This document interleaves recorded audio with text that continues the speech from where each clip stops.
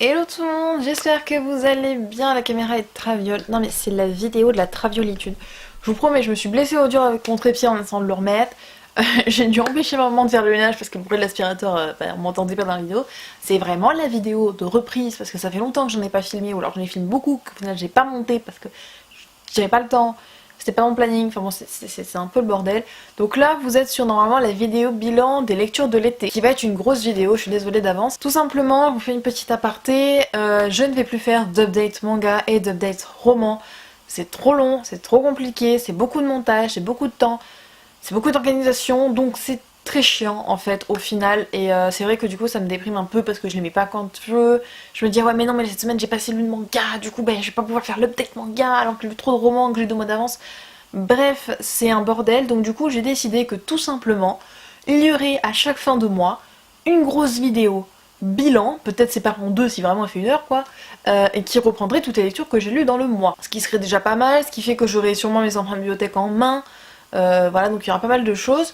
Donc là en fait cette vidéo c'est simplement pour rattraper les lectures par rapport au mois de septembre, donc là c'est tous les dernières lectures en fait que j'ai fait en juillet, août, et certaines qui sont en juin, je suis même plus sûre, pour vraiment tout remettre à plat. La semaine prochaine, vous aurez du coup le bilan du mois de septembre et la première semaine d'octobre, malheureusement, vu les trucs que je fais. Du coup, vous aurez une grosse vidéo, entre guillemets, update à la fin du mois, et vous aurez des plus courtes vidéos, normalement, une fois par semaine. Voilà, avec des concepts un peu différents, mais des vidéos de 10-15 minutes. Ce qui fait que vous aurez des petites vidéos et une grosse vidéo à regarder peut-être pour plusieurs fois à la fin du mois. Enfin bref, voilà, donc là c'était un petit peu la nouveauté de 2018, rentrée 2018.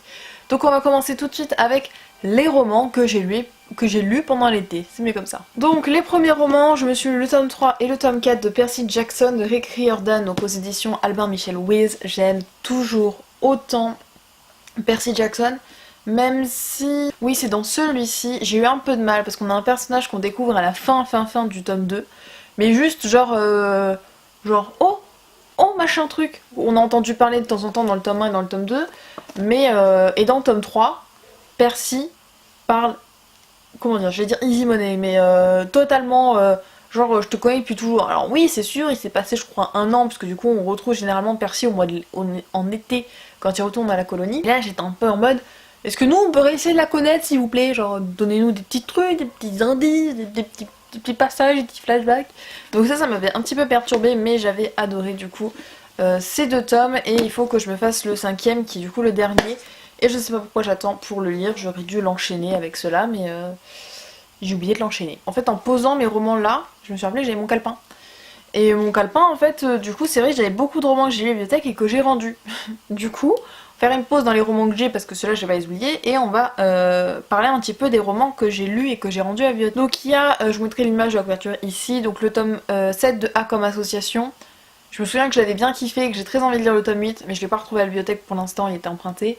Mais j'ai pas d'autres souvenirs. Donc je vous en parlerai mieux sûrement avec la fin. Ensuite, je me suis lu Interphile. Alors ça, j'ai découvert après que c'était d'un auteur français. J'ai beaucoup aimé, même si à un moment sur la fin, j'étais en mode non mais fais pas ça. Genre c'est non, tu ne fais pas ça. Pour l'histoire, c'est un monde où en fait on peut se connecter avec une pierre à... Alors c'est appelé un réseau social, beaucoup de gens disent un réseau social, mais c'est tellement plus. Mais en gros, le principal intérêt, c'est que tous ceux qui sont connectés donc à l'interfile, avec leur pierre d'opale, je crois, peuvent ressentir les émotions des autres.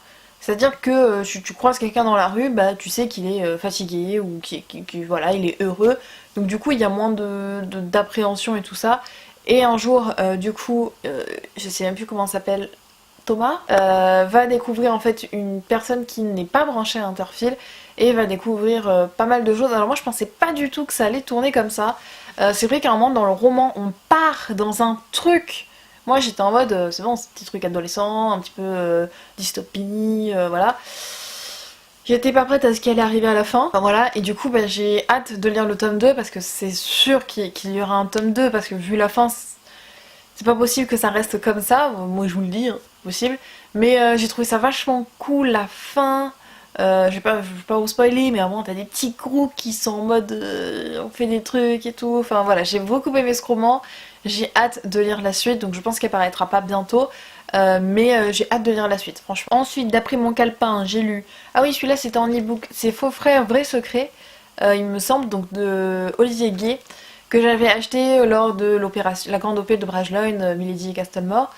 Je l'ai beaucoup aimé, même si je l'ai trouvé très court. En fait, vu que je lis en ce moment Le Noir et ma couleur, je vous en reparle après d'ailleurs, et que j'ai lu la trilogie La magie de Paris, j'ai trouvé ce one-shot très court. Il était cool, mais je pense que si il avait été peut-être en un tome plus long, parce qu'il fait 200-300 pages, ou peut-être en 2 tomes, j'aurais aimé qu'on approfondisse certaines choses. Pour l'histoire, en fait, on a une jeune fille, d'où j'ai oublié les noms, hein, je suis désolée, une jeune fille qui, un jour, des amis de son père meurent, et du coup, ils avaient un fils d'à peu près son âge, et du coup, bah, son père, qui était le parrain de cet enfant, que ni sa mère ni elle n'avaient jamais entendu parler, en sachant que son père, il rentre à la maison une fois tous les 15 du mois, on va dire comme ça, il rentre très tard, enfin il bosse beaucoup. Et ben du coup ils vont adopter ce garçon du coup du même âge que l'héroïne, qui va du coup aller dans son lycée, et ce garçon est un peu chelou, hein. Il est pas tout à fait câblé normalement. Du coup voilà, j'ai bien aimé, franchement c'était sympa, j'aime beaucoup Olivier Gay, donc je pense que je me le rachèterai, mais c'est vrai que j'aurais préféré qu'il soit plus long. Ensuite du coup, je me suis lu Stabat Murderer, en fait qui était le prix ado lire de ma bibliothèque de mon ancienne ville, donc j'avais envie de le lire. Je n'ai même pas regardé le résumé, c'est juste j'ai vu que c'était lui qui avait gagné, du coup j'ai dit je le mets en réservation. Pour l'histoire, en fait on a, alors ils sont 4, 5 ou 6. Là je vous mettrai parce que j'avoue que j'ai un petit peu oublié. Ah oui, je suis désolée si des fois je suis un peu voûtée aujourd'hui en fait, je viens de voir dans mon retour. Donc on a plusieurs musiciens du même tranche d'âge qui passent le même concours il me semble au piano. Et un jour en fait ils vont tout simplement tous disparaître et être séquestrés, kidnappés. Donc nous on le sait parce qu'on suit les deux côtés, c'est-à-dire les gens qui la recherchent et eux qui sont kidnappés. Et c'était oufissime, j'ai adoré ce thriller. Moi qui avais lu un thriller jeunesse avant qui m'avait laissé ouf, là j'ai trouvé ça cool, j'avais pas mal d'hypothèses et au final, voilà, je vous le dis, des hypothèses c'est validé. Mais voilà, j'ai trouvé vachement cool, j'ai beaucoup aimé les personnages, même si je pense que le reproche que je peux faire, c'est que les flics, parce que du coup il y a des flics dans l'histoire, forcément qui cherchent les ghosts, j'ai trouvé que des fois on nous disait des trucs sur eux, mais en même temps on n'en sait pas beaucoup. C'est un peu... Voilà, c'était pas des personnages centraux, du coup on en savait moyen sur eux. Ensuite j'ai lu La naissance des cœurs de pierre, je crois, parce que sur ma fiche j'ai marqué naissance cœur. Démerde-toi avec ça. Alors là c'était un tout petit livre. En fait on se retrouve avec un enfant. En fait c'est une ville où plus personne n'a d'émotion, plus aucune, et du coup ben, l'enfant d'une mère qui a plus de sentiments, enfin genre il l'aime pas. Et du coup, en fait, l'enfant, lui, il a des sentiments. Du coup, comme il a des sentiments, il réussit pas le test. Et du coup, ça part en cacahuète. Vous le sentez que je l'aimais ce roman? Non, en fait, cette lecture était plutôt bof. J'ai trouvé très longue, très ennuyante, très redondante. Et la fin, moyen. On va dire ça comme ça. La fin était moyenne, donc pas gros coup de cœur. Pas... On va dire que c'était une bonne lecture. C'était court, mais c'était long, quoi. C'est très très long. Ensuite, Le Noir et ma couleur, le tome 2. Je vous en parlais.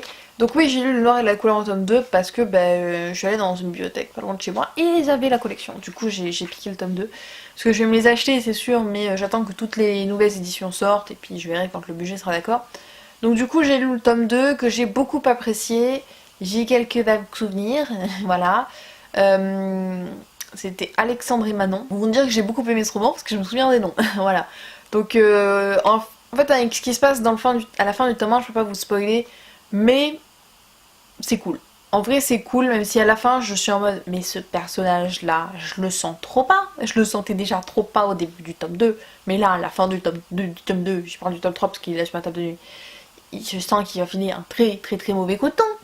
Donc voilà, j'ai hâte de lire le tome 3, c'était vraiment vraiment cool. Ensuite, non ensuite c'est bon, allez hop, faudra que je te reprenne pour le manga, je m'auto-ferai penser, parce que si je vous dis de me faire penser, malheureusement ça marche pas. Donc du coup pour les romans on continue. Alors, on va très vite passer sur Lettre à mon ravisseur de Lucie Christopher aux éditions Scripto. J'ai lu, est-ce que j'ai encore le make-up page? Non, je l'ai enlevé. J'ai lu 50 pages en fait et je me suis totalement fait chier. Je voulais pas le reprendre, j'avais la flemme, ça m'intéressait pas. Pourtant, voilà, en fait, c'est une fille qui s'est fait kidnapper à l'aéroport et du coup, c'est sa vie avec son ravisseur. Il y a un syndrome de Stockholm dedans, voilà, mais en fait, au bout de 50 pages, je me suis juste totalement chier. Donc, au début, je me suis dit, j'ai poussé jusqu'à 100 pages.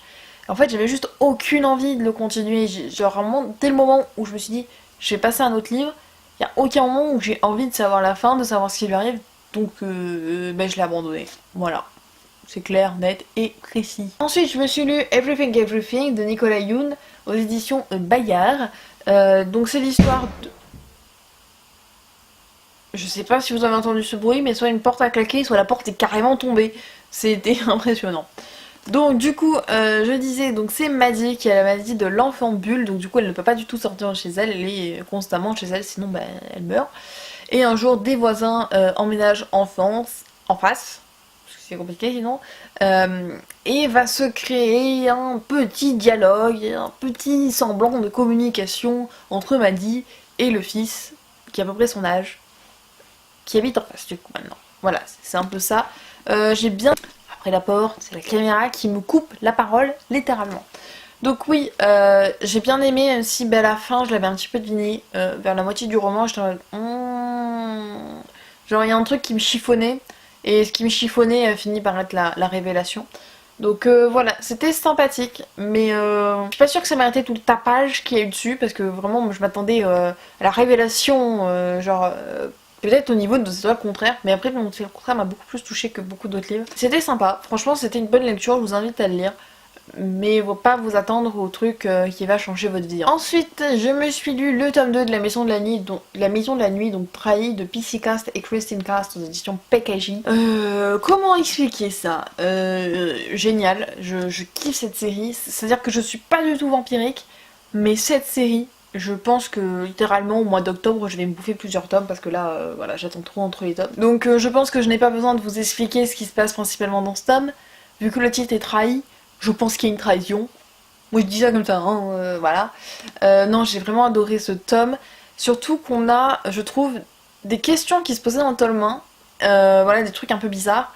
Et je m'étais dit, ouais, ça sera réglé sûrement dans le tome 5 ou des trucs comme ça, vraiment long, puisque la série fait 12 tomes. Alors là, déjà, on a déjà des éléments de réponse, des débuts d'éléments de réponse dans le tome 2. Et de 2, il y a un truc où moi je me disais, non mais ça c'est intouchable. Et ben cette série m'a dit que dès le tome 2, personne n'est intouchable. Voilà, ça c'est fait, ça c'est clair, c'est net, c'est précis. Voilà, donc j'ai adoré et je vais continuer à me lire la série parce que franchement, si tous les tomes sont à ce niveau-là, clairement je vais la finir très rapidement cette série. Ensuite on passe aux poches. Donc je me suis lu le tome 5 de Charlie Davidson de Dariana Jones, donc aux éditions Milady, qui était génial. Ouais, parce que j'ai lu le tome 6, donc c'est pour me rappeler lequel c'était. Il était super bien, la fin, j'ai eu un peu pas du mal à lire la fin, mais la fin, j'étais pas bien pour Charlie, mais j'ai beaucoup aimé, voilà, c'est du Charlie, c'est difficile de vous résumer parce que des enquêtes sont différentes. Là, alors oui, si, celui-là il m'a beaucoup marqué, parce qu'elle enquête elle va finir par enquêter sur un tueur en série, parce qu'il y a genre 26 fantômes de femmes blondes qui s'entassent dans son appartement et qui font des trucs très bizarres. Vous avouerez que j'ai lu une bonne partie de ce tome, genre un soir. Ma nuit après a pas été de tout repos. Hein, pas un cauchemar, mais c'était pas jojo. Voilà, on va dire ça comme ça. Mais j'adore Charlie, donc voilà, je me suis lu le tome 6, donc je vous en parlerai dans le prochain bilan. Et je vais avancer, je pense, donc j'ai le tome 7 et 8, et je pense que je vais me les lire rapidement. Ensuite, je me suis lu L'élégance du hérisson de Muriel Barbery aux éditions Folio. C'est un livre que m'avait offert ma soeur il y a une perpète, et que j'ai enfin lu, parce que j'ai décidé de lire une de ses recommandations par mois. J'avoue que j'ai oublié celle de septembre, parce qu'elle est par là-bas. Mais voilà, c'est pour essayer de me sortir un petit peu de mon genre, parce que ma soeur lit radicalement autre chose que moi. Du coup, l'élégance du hérisson, on va suivre deux personnages, donc René qui a 50 ans, et ou une cinquantaine d'années, qui est concierge, et en fait qui est très très cultivé, qui adore le français, le Tolstoï, le guerre épée, les machins, les trucs, mais que, comme une concierge, c'est pas censé avoir de telles connaissances, elle fait genre, elle est neuneu. Voilà, c'est un peu le base. Et on a Paloma qui a 12 ans, qui habite du coup dans l'immeuble de la concierge, et qui a décidé qu'à l'âge de 13 ans, c'est quoi? L'âge de 13 ans, elle se suiciderait. Voilà, ça annonce le ton, ça annonce la sympaïtude. En vrai, je l'ai beaucoup aimé. On va pas dire que j'ai dévoré parce que je l'ai lu en 3 semaines. Bon, il y avait des circonstances atténuantes. Les seuls passages en fait qui m'ont été compliqués, c'est il y a vraiment un passage où René lit un truc sur un thème très précis, où du coup elle parle de ce thème très précis pour essayer de nous expliquer. Et ben mon cerveau a dit ciao bye bye. Voilà, parce que je comprenais rien. C'est pas utile à l'histoire, mais mon cerveau il comprenait rien à ce qu'il a essayé de m'expliquer, tout simplement. Mais vraiment, il est vraiment cool. Voilà, alors oui, c'est l'élégance du hérisson et il y a un chat sur la couverture. Ensuite, je me suis lu le tome 2 de Succubus, donc Succubus Night, de Richard Mead, aux éditions Milady. Alors là, ça a été the surprise. Alors j'ai adoré le tome 1, coup de cœur. Le tome 2 est génial aussi. J'ai un peu du mal à attendre. Qu'est-ce qui se passe déjà dans ce tome 2? Attendez, je vous dis, il est génial. Et là, dans mon tête, c'était attends, qu'est-ce qui se passe Ah, mais oui, c'est vrai. Oui, c'est bon, ça m'est revenu. En fait, c'est parce que du coup, moi, je pensais que ça allait être la suite du tome 1. Ce qui est la suite du tome 1. Mais je pensais que, entre guillemets, la sous-intrigue du tueur immortel continuerait dans le tome 2. Alors que là, c'est en mode nope. Autre chose. Genre la vie de Georgina continue, tout va bien. Et j'ai vraiment kiffé. Je pense que je vais essayer de me l'enchaîner. En fait, j'ai essayé de m'enchaîner un peu plus les séries parce qu'un tome tous les 100 ans, c'est un peu chiant. Du coup, voilà, c'est vraiment génial. Je sais que du coup, l'auteur a écrit d'autres Beatlit. Du coup, je pense que je vais me lire ces autres Beatlit parce que, franchement, je dévore ces tomes. Et en fait, le seul truc qui me dérange, c'est que ces tomes deviennent de plus en plus petits. Voilà. Donc, c'est un peu le côté négatif, on va dire. Mais vraiment, c'est une super série. Ensuite, je me suis lu le tome 3 de Mathieu Hidalgo. Donc, Mathieu Hidalgo et le sortilège des ronces de Christophe Maury aux éditions Folio, Folio Junior. Alors, du coup, Mathieu Hidalgo, je vous en ai parlé rapidement. C'est un gamin qui fait tout le temps des bêtises, de plus en plus de bêtises, et qui, s'il peut tricher, il va tricher. Alors, ce tome-là était sympathique. Je dirais sympathique. Je l'ai pas autant aimé que le 1 et le 2. Le 2, je pensais vraiment que le 1, je m'étais totalement spoilée par le résumé. Simplement, là, je l'ai trouvé lent. Mais lent de chez lent. La problématique dans ce tome-là, en fait, c'est que le père de Mathieu a réussi à l'entourlouper et du coup, Mathieu va devoir se marier avec la fille qu'il déteste, qui est Marie-Marie, je crois. Du coup, il se cache, entre guillemets, à l'école des Élyséens, je crois, l'école de l'élite. Et il va se passer un truc avec le sortilège des ronces, voilà, tout simplement. Mais j'ai trouvé que l'action mettait du temps à se mettre en place. Par contre, la révélation finale, le dénouement, le tout, c'était ouf. Genre vraiment, toute la fin, c'est génial. C'est totalement... Je m'y attendais tellement pas.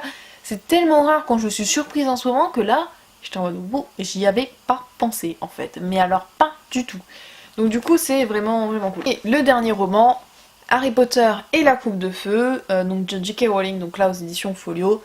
Je sais pas si je vous l'avais expliqué, mais en gros j'ai des éditions Gallimard, première édition je crois, et qui sont beaucoup trop lourdes pour mon poignet, donc je suis obligée de les prendre en poche. Voilà, donc là je les rachèterai sûrement dans la nouvelle édition poche, mais là je les chope à Emmaüs. Le prochain je chope à la bibliothèque, parce que j'ai vu qu'il était en poche. Donc Harry Potter et la Coupe de Feu, je l'avais encore jamais lu, puisque je m'étais arrêtée aux 3 premiers. J'ai kiffé, mais je me suis bouffé la bricasse, mais d'un coup. C'est génial. C'est vrai que j'avais un peu peur parce que ce film-là est mon film préféré. Mais c'est vrai qu'il y a beaucoup plus de détails, beaucoup plus de choses. Bon, je ne vais pas l'apprendre pour résumer Harry Potter. Hein. Par contre, oui, il y a un détail que je trouve qui est mieux dans le film. Je ne sais pas lequel, mais c'est à propos de la branchiflore et de qui donne la branchiflore. J'ai préféré l'explication entre guillemets du film plutôt que celui du livre. Même si c'est un peu la faute d'Harry ici, ça se passe pas comme dans le film. Mais voilà, j'ai kiffé lire Harry Potter. Donc je vais me lire le tome 5 assez rapidement et me finir tout ça parce que autant les films je me les suis vus beaucoup de fois, autant les livres je les ai même pas encore finis. Ensuite du coup on va passer au manga, donc on va passer à ceux que j'ai pas. Donc je me suis lu Zombie Cherry complet, donc les 3 tomes, parce que c'est terminé en 3 tomes. C'est l'histoire de, je sais plus son nom, qui est tout le temps fatigué. Et son meilleur ami qui fait des trucs un peu scientifiques au fond de sa chambre, lui donne un jour une goutte de ce qu'il a appelé la Cherry Soup, qui donne plein d'énergie, et là, mais là, elle est au comble de l'énergie, trop bien et tout. Par contre, elle se fait des films dans sa tête tout le temps. Elle est très drôle, hein. C'est un manga qui est vraiment drôle. Et du coup, le lendemain, elle a un rendez-vous avec le garçon qu'il kiffe. Genre, son premier rendez-vous, genre le jour où elle était tellement en forme, elle a réussi à parler, tout ça, enfin, rendez-vous. Sauf qu'elle a pas réussi à dormir la nuit. Du coup, elle est crevée. Du coup, elle se dit, je vais prendre de la cherry soupe. Sauf que du coup, elle se dit, je vais pas prendre une goutte. Je vais prendre le flacon entier. Sauf que le souci, c'est qu'elle était un peu trop énergique et un peu trop discrète, c'est-à-dire qu'elle s'est pris un poteau dans la tête, s'est brisé la nuque et elle est morte. Sauf que l'action de la Cherry Soup, marche toujours, donc c'est un zombie. La soupe la maintient en vie, alors que son cœur ne bat absolument plus. Donc voilà, c'est un peu compliqué. C'est un manga qui est très très drôle, mais il est vraiment drôle, avec des personnages super attachants, des dessins vraiment cool. Il y a des moments où vraiment les mimiques, les têtes, c'est génial. Il y a un sujet aussi qui est abordé dans le tome 3, que je trouve ça cool qu'il le glissait un petit peu comme ça.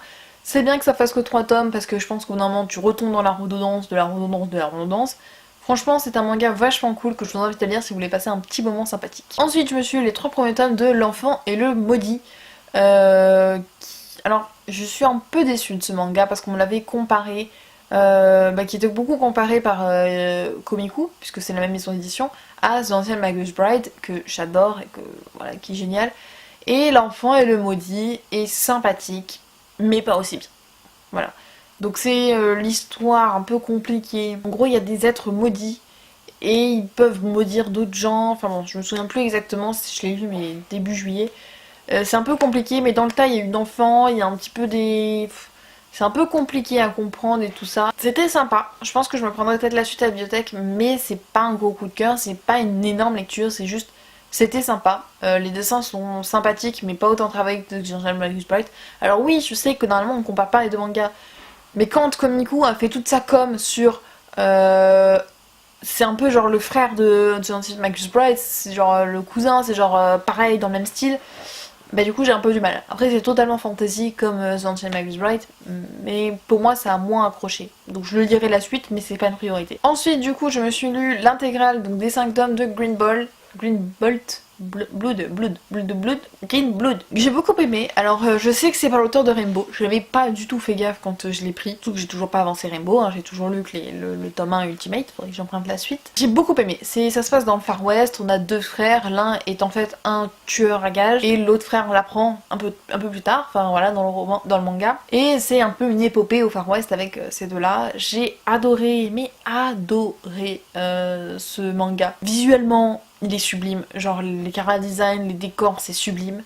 L'histoire est plutôt bien travaillée, même si je trouve que certains personnages sont très stéréotypés dans leur carrure, mais il est vraiment cool, génial. Je pense que je vais commencer à beaucoup aimer cet auteur. Ensuite, je me suis lu un petit peu de Parakamon, le tome 3, 4 et 5. Pas grand chose à dire, c'était cool, c'était sympa, c'était frais, c'était drôle. C'était une très bonne lecture Barakamon, je pense qu'un jour je me les achèterai parce que je pense que c'est une lecture que dès que t'as un petit coup de blues, tu ressors un petit tome de Barakamon et ça va mieux. Ensuite, je me suis lu le tome 13 de My Hero Academia. Ultra cool. Y a rien à dire. Juste génial. Et il faut que je m'en remette à l'animé parce que l'animé a de l'avance sur le manga. Donc il va falloir qu'au bout d'un moment, je sois à jour, plus ou moins pour éviter les spoils. Et je me suis lu My Hero Academia Vigilance ou My Hero Academia Illegal. Je sais pas trop lequel des deux titres est bon. Je me suis lu les 3 premiers tomes et c'est mais tellement bien. Je veux dire, j'en ai lu des spin-offs, des trucs de... Voilà... Spin-off de Fairy Tail, des fois, voilà, pour premier exemple, c'est pas toujours aussi bon. Mais là, c'est génial. Donc on est dans le monde de My Hero Academia, on est un peu avant. Dans le tome 3, on découvre qu'on est un peu avant. Pour la simple et bonne raison que Aizawa, il me semble, donc le mec avec les bandelettes de partout là, il est pas encore prof. Voilà, donc c'est pas un spoil énorme, hein. Mais du coup, en fait, on est du côté où du coup les haltères sont interdits d'utilisation parce que sinon vous êtes entre guillemets un vilain. Voilà, si vous utilisez sans autorisation, les seuls à être autorisés d'utiliser leur haltère, c'est les super-héros. Mais du coup, c'est vrai que quand tu te fais voler tes courses au supermarché, t'as peut-être pas le temps que Endeavor, il est quelque part là, il vient te sauver, tu vois. Donc, on a... j'ai envie de l'appeler Grenouille humaine, mais c'est pas comme ça qu'il s'appelle. Donc le héros principal, qui a la capacité en fait que quand il a 3 points d'appui sur le sol, il peut glisser, voilà, c'est pour ça que j'ai envie de l'appeler Grenouille, et qui est un peu le héros du quartier, et enfin qui ramasse pas mal des ordures, principalement au début il ramasse principalement les ordures, mais qui va, entre guillemets, par la force des choses, se constituer une petite équipe, et cette petite équipe va être se charger en fait de façon illégale de secourir les villageois, les habitants de la ville, généralement de leur quartier, des méchants, parce qu'il y a vraiment un problème avec les super vilains qui spawnent littéralement n'importe où, tout en essayant d'aider les super héros et tout ça. Et ce qui est vachement cool, c'est que d'un, vous avez le côté un peu illégal de la chose, le côté pas... Vous avez la tranche des super héros, et vous avez aussi les citoyens normaux, hein, qui sont dans le même monde et qui évoluent dans le même monde, qui n'ont pas le même acabit. Et vous rencontrez aussi des super-héros que vous rencontrez dans My Hero Academia et que vous, du coup, vous trouvez dans Vigilance. Mais du coup, vous les voyez autrement, parce que du coup, c'est pas dans le format école, c'est pas dans le format... Voilà, je vous parlais du mec avec les bandelettes, on voit aussi le frère de Tenya.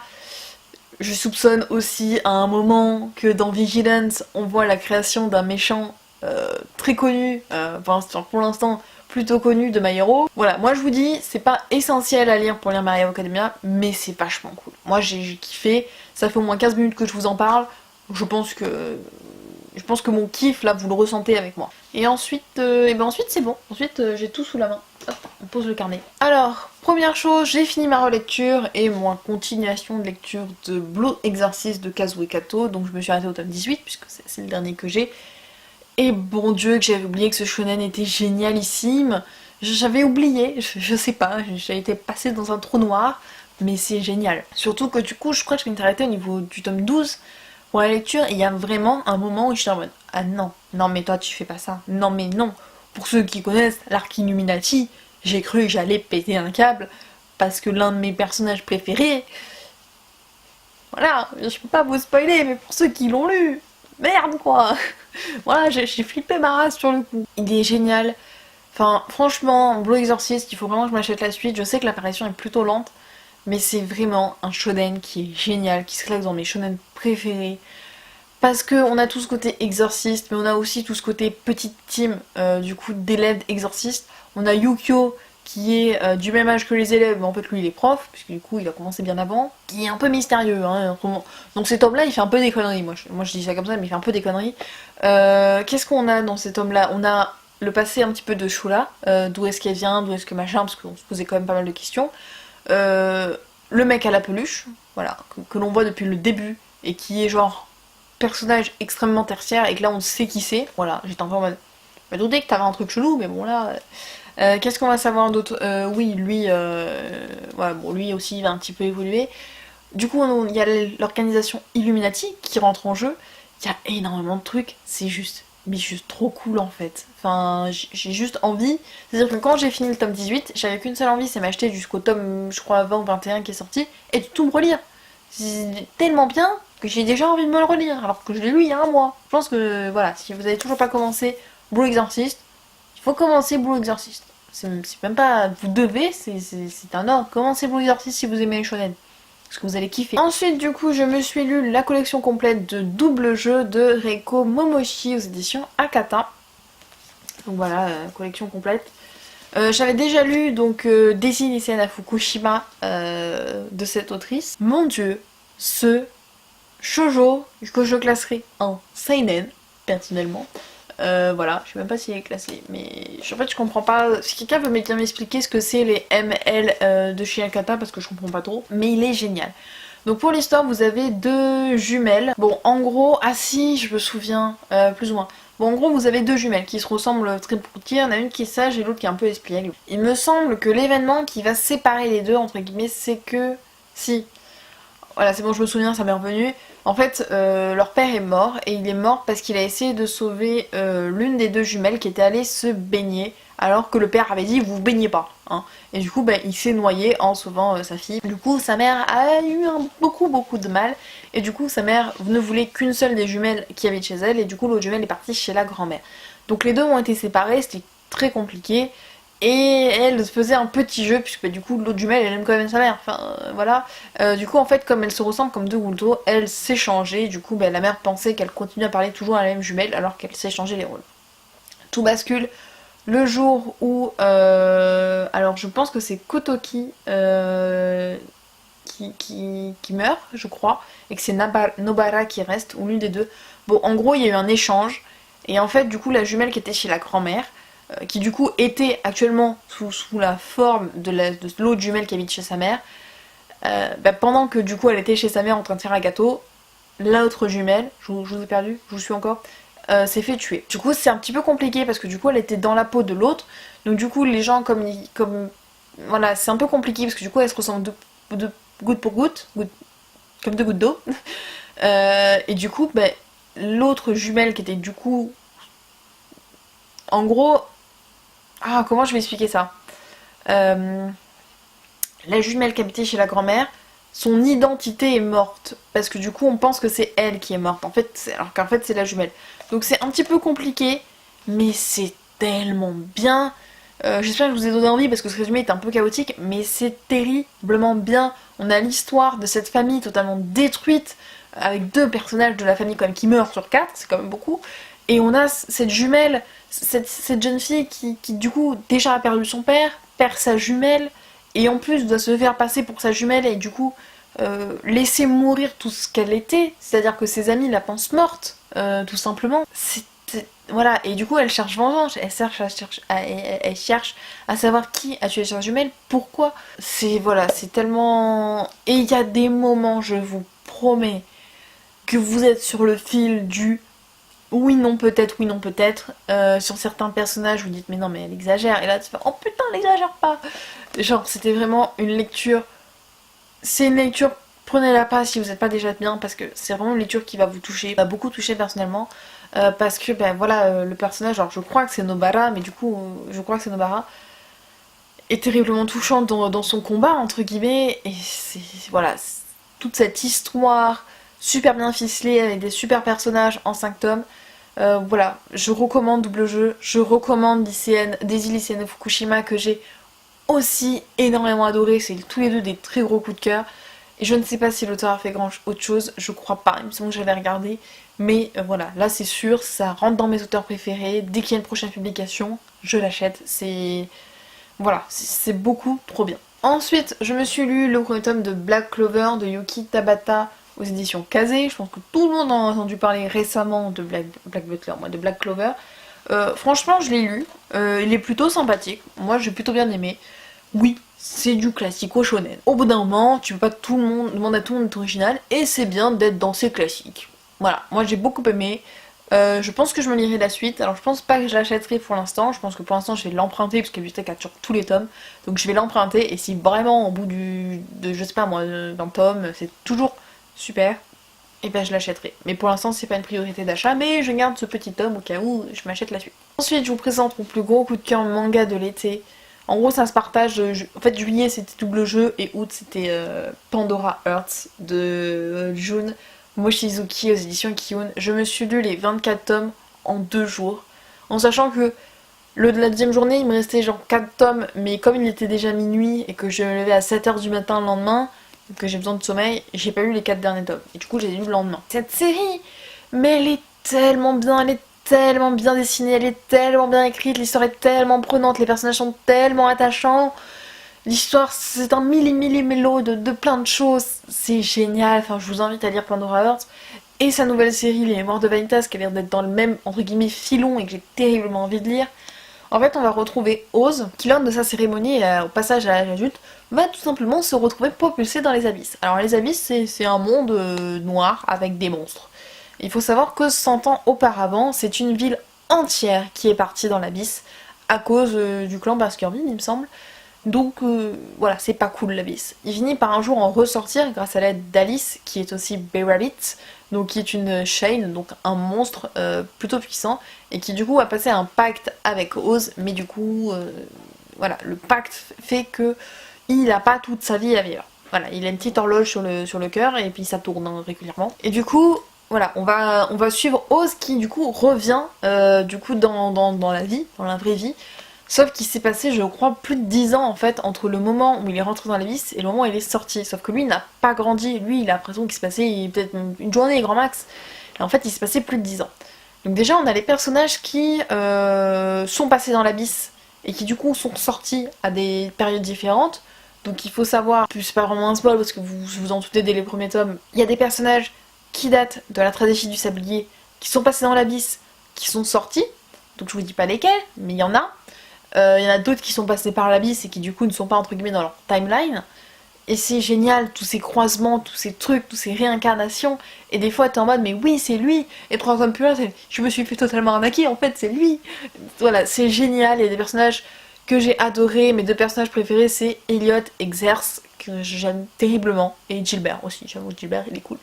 Voilà, pour moi c'était un très très gros coup de cœur Pandora Hearts. J'avais commencé il y a des années, mais des années, il y a peut-être 5, 6, 7 ans. Et je l'ai relu en entier et c'est tellement bien. Alors je suis vraiment contente de l'avoir acheté en entier et lu en entier en un coup. Parce que du coup, j'ai pas perdu le fil des personnages, j'ai pu enchaîner. Voilà, c'était génial. Je vous recommande Pandora Hearts à 15 milliards de pourcents et je vais commencer les mémoires de Vanitas sous peu. Sous très très peu. Voilà. Et puis le tome 24 est très très gros. Voilà. Aussi. C'est une parenthèse, mais je le dis quand même. Ensuite, je me suis lu les 2 premiers tomes de Ayakashi de Izu et Vanra. Donc Vanra, je sais que c'est une autrice française. Izu, je sais pas, mais je pense qu'ils ont quitté chez Glénat. Alors c'est une histoire qui va être extrêmement compliquée à résumer. Par contre, genre c'est sublime. Alors je vous ai pas montré des images de Pandora, mais voilà, Ayakashi c'est d'une beauté mais sublime. Mais en gros, les Ayakashi c'est des monstres qui détruisent un peu tout. Ça se passe au Japon. On a des guerriers qui utilisent le sang. J'ai un chat qui grimpe à la porte, je suis désolée. Le sang de Ayakashi pour essayer de les tuer. On va trouver une prêtresse sur le chemin. Dans ce tome 1, on trouve une prêtresse sur le chemin qui est très puissante. Et ça, c'est le héros principal. Et il a un bras mécanique. Et il est le fils d'un grand seigneur. C'est un peu le bordel. Je vous avoue que en lisant, c'était le bordel.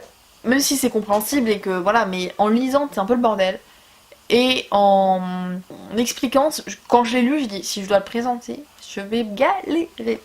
Mais il est vachement bien, il n'y a que 2 tomes qui sont sortis pour l'instant, je sais pas quand sortiront la suite. Mais je l'ai vraiment beaucoup aimé, hein. C'est vraiment cool. Et j'ai bien envie d'avoir la suite parce que voilà, dans le tome 2, on part un peu dans le passé du héros et savoir qu'est-ce qui s'est passé. Je vais finir par lui ouvrir à ce chat parce que j'ai encore une dernière série à vous parler. Du coup je reviens, je vais ouvrir au chat. Bon, du coup j'espère que j'ai pas donné trop de coups dans la caméra en passant, mais bon, elle sinon pendant 3 heures est gratte, hein, voilà. Donc la dernière série dont je vais vous parler, c'est Akatsuki. Ayakashi, Akatsuki, je reste dans les mêmes titres. Donc je me suis lu toute la fin, donc du tome... Ah, je me suis pété un ongle avec mon jean. Mais c'est la vidéo de la blessure. Moi je vous le dis, je vais finir avec des pansements partout après cette vidéo. Donc Akatsuki de Motoki Koide aux éditions Pika, que j'avais commencé il y a 1 an ou 2. Voilà. Oui, ça n'a aucun rapport avec Naruto, même si le premier tome, on dirait Naruto. C'est une série en 9 tomes qui est moyenne. En vrai, j'ai beaucoup aimé les 2-3 premiers tomes. Le tome 4, ça allait. Mais tout cela, c'est un bordel sans nom. Voilà. Alors, autant jusque là, ça allait super bien. C'est-à-dire que là, on est encore dans l'arc de la tour infernale ou de je sais plus quoi. Super cool. Vraiment, des combats, des révélations, des trucs. Oh putain! Super cool. Et ça, c'est un bordel sans nom. C'est-à-dire que dans ces 3 trucs, il y a 3 arcs différents. Donc là, vous avez un combat super stylé qui se règle en 2 secondes au final pour passer à l'arc suivant, qui n'est pas trop intéressant. Voilà, il est même plutôt... il sert à rien. On part sur un autre arc qui sert encore à rien, juste pour te dire lui c'est le plus fort des clichés. Et il meurt, comme une merde. Yes! Super! T'es content, hein, voilà.